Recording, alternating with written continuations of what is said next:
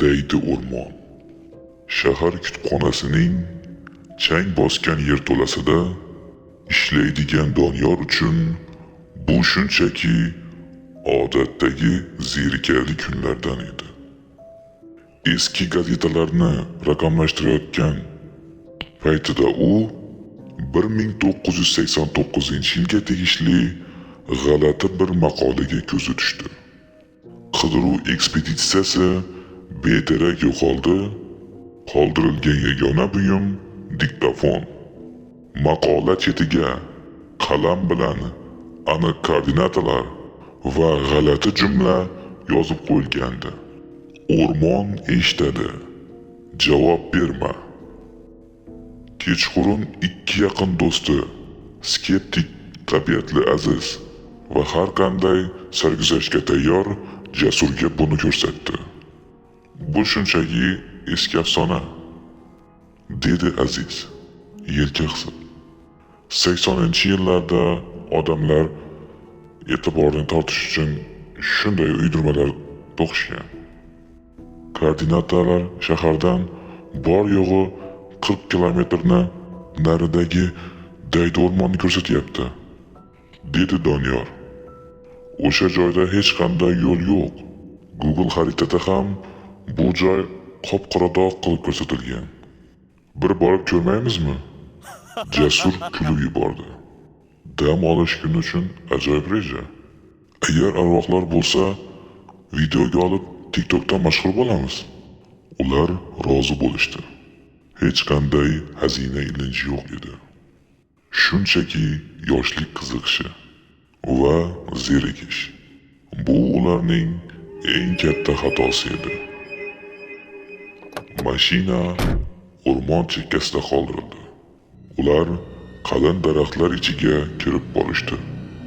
Avvaliga hammasi oddiydek tuyuldi. Chirigan barglar hidi, nam havo va daraxtlarning shitirlashi. Ammo 3 kilometr ichkariga kirishgandan so'ng Aziz to'satdan to'xtadi. Eshityapsizlarmi? Dedi u pichirlab. Nimani? So'radi Jasur. Hech narsani. Haqiqatdan ham o'rmonda sukunat hukmronlik qilardi. Qushlar sayramasdi. Chigirtkalar ovozi yo'q. Hatto shamol ham daraxt barglarini qimirlatmasdi. Bu tabiiy sukunat emas, balki izolyatsiya qilingan xonadagidek bo'g'iq, quloqni og'ritadigan darajada jimlik edi. Doniyor GPS navigatoriga qaradi. Ekran lipillab o'chdi. Kompas mili esa tinmasdan aylanardi. Texnika ishlamayapti, dedi u xavotir bilan. Lekin biz to'g'ri keldik. Koordinata shu yer. Shu payt ular daraxtga mixlangan narsani ko'rib qolishdi. Bu 80-yillar uslubidagi eski zanglagan Sony kasetasi edi.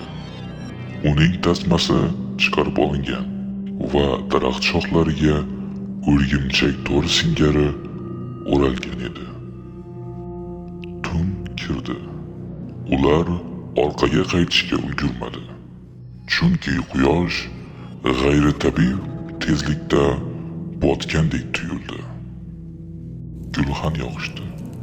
Ammo olov issiqlik bermas, tutun esa tikka yuqoriga emas, yerga qarab tarqalardi. Yarim tunda Jasur chanqab uyg'ondi. Chodirdan tashqariga chiqdi. Havo muzdek, ammo badbo'y, chirigan go'sht hidi kelardi. U chodirga qaytmoqchi bo'lib turganda, orqa tomondan qorong'u chakalakzor ichidan ovoz eshitildi. Jasur, suv bormi?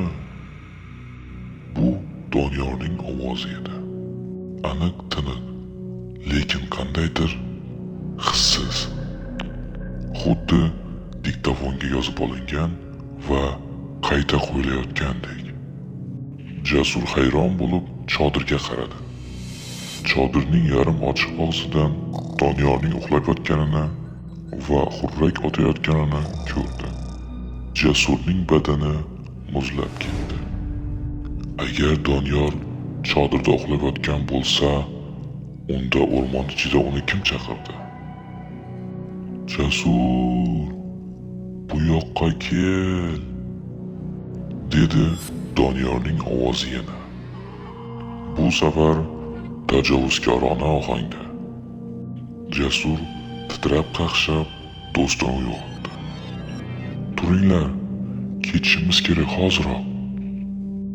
Ular uyg'onib, Jasurning vahimasini ko'rishdi. Aziz tashqariga qaradi va rangi oqarib ketdi. Gulxan o'chgan edi. Lekin uning atrofida daraxtlar orasida o'nlab, balki yuzlab yiltillagan ko'zlar emas, kameralar linsasi yaltillab turardi. Daraxtlarga eski fotoapparatlar, linzalar, telefonlar xuddi osib qo'yilgandek edi.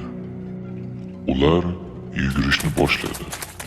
Ortga qaramagin degan qoida yo'q edi. Ular shunchaki jon hovuchlab qochardi. Lekin o'rmon o'zgarib qolgandi. Daraxtlar joyini o'zgartirgan, yo'llar esa berk bo'lib qoldi. Eng dahshatlisi ovozlar edi. O'rmon ularning ovozini yozib olgandi. Har bir daraxt ortidan ularning ovozi eshitilardi. Yordam bering! Azizning ovozida. Bu yerda kimdir bor. Doniyorning ovozida. Onajon! Jasurning yig'lagan ovozi. To'satdan Doniyor yiqilib tushdi. Aziz uni turg'izmoqchi bo'lib qo'lidan ushladi. Lekin Doniyorning tanasi g'alati edi. Uning tanasi yumshoq. Xuddi ichida suyaklari yo'qdek. Doniyor boshini ko'tardi. Uning yuzi silliq edi. Ko'zi burni joyida, lekin ular chizilgan edi. Xuddi yomon rassom chizgan portretdek edi. Biz yetib keldikmi? So'radi soxta Doniyor. Og'zi qimirlamasdan. Ovoz to'g'ridan to'g'ri uning bo'g'zidan chiqardi. Aziz va Jasur dahshat ichida qichqirib, do'stini yoki do'stidek ko'ringan narsani tashlab oldinga qarab yugurishdi. Ular jarlikni ko'rishmadi. Oyoq ostida yer tugadi. Ular cheksiz zulmat qa'riga qulashdi. Politsiya hisoboti 14-oktyabr. Bedarak yo'qolgan 3 nafar talaba.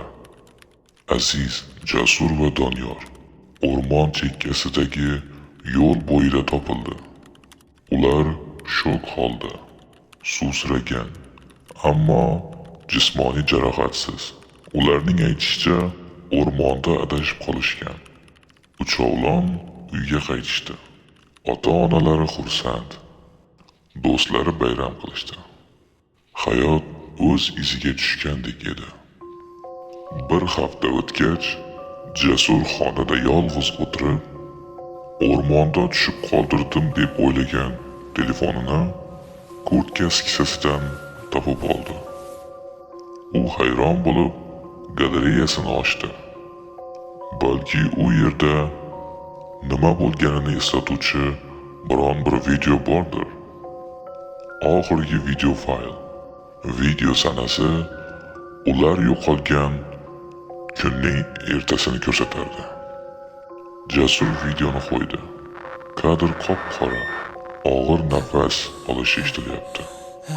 Keyin kamera linzasi loy va qonga belangan holda yerdan ko'tarildi. Ekranda Jasurning o'zi ko'rindi. U yerda yotardi. Aziz va Doniyorning jonsiz tanasi yotardi. Kamerani ushlab turgan kimdir uni o'ziga qaratdi. Ekranda Jasurning yuzi paydo bo'ldi. Tirik, sog'lom Jasur. U kameraga qarab jilmaydi va Jasurning o'z ovozida gapirdi. Biz qaytyapmiz. Bu dunyo bizga yoqdi. Video tugadi. Xonadagi Jasur telefonga tikilib qoldi. U sekin oynaga qaradi. Oynadagi aksi unga qarab tursa-da, ko'z qorachig'i yo'q edi. U telefondagi videoni o'chirib tashladi.